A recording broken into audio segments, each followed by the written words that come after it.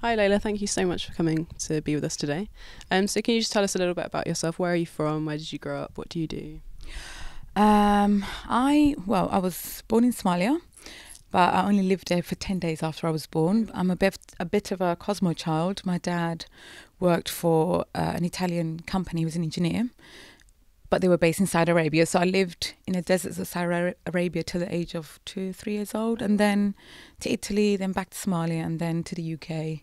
I think we lived in parts of Asia for a while, but yeah, I've been everywhere as a child.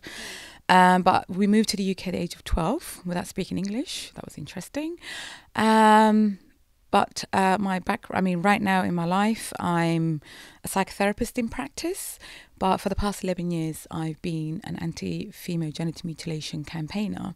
And recently I presented a documentary on Channel 4 called The Cruel Cut. And ever since, it seems like the discussion around FGM has just exploded all over Britain. Yeah, I was going to say we showed your documentary at the beginning of term as kind of kicking off our FGM campaign. And how did that project come about, and how do you think it went?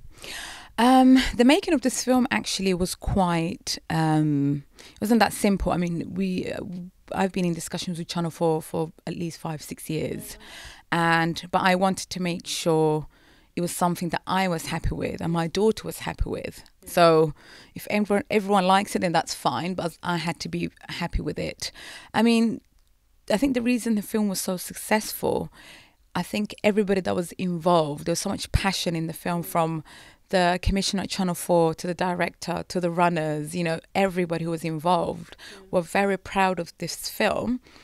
But I think people went, way beyond their time to make sure this was done properly. And I think that's why it had such an effect. And for me, really the message was in the film that these are British girls who are at risk, who have undergone FGM while being in Britain, some of them taken away. And somebody had to answer to why, somebody had to be accountable for it. And for me, it was clearly our politicians. It was the government who put these children at risk, and they need to be accountable for it. But I think my postman asked me about FGM the other day, which was really interesting. So yeah, it's quite awkward in that situation. But the fact that my local postman knows about FGM now is great. Yeah. Why do you think it's blown up so much in the UK recently? Is it? I think the format